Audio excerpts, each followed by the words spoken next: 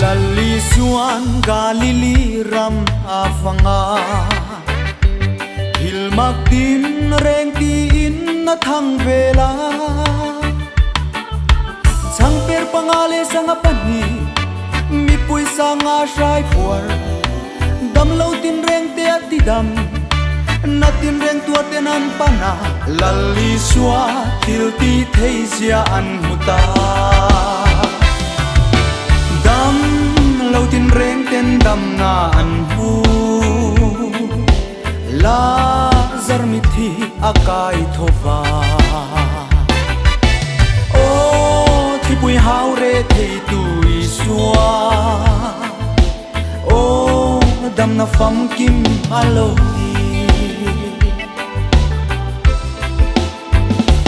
lali suan dam lo tin reng ati dam midel zeng ten dam nan lo nei ta ram ngoi pa yan not chuaka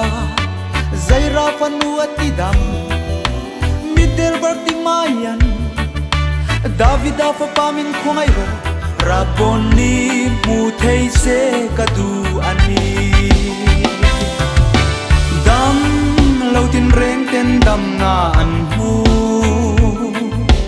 la zar mi thi akai thova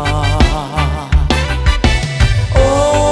thi pui hau re thei tui sua o dam na fam kim alo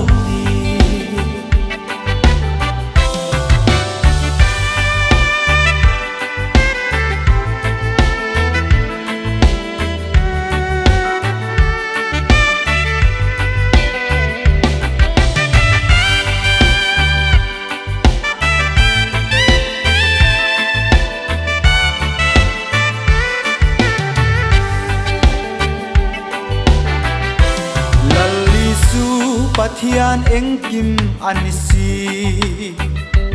ka thi ai thi thole lali sua i suan ke mi ring lo chu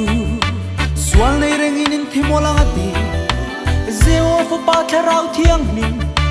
lali sua chau hi alo ni chatuan pa rem nalal pathian chaka dam lo tin reng ten dam na an hu la zar mi thi akai thova o thi pui hau re thei tui sua o dam na fam kim alo ni dam lo tin reng ten dam na an hu la zar mi thi akai thova o thi pui hau re thei tui sua o dam na fam kim alo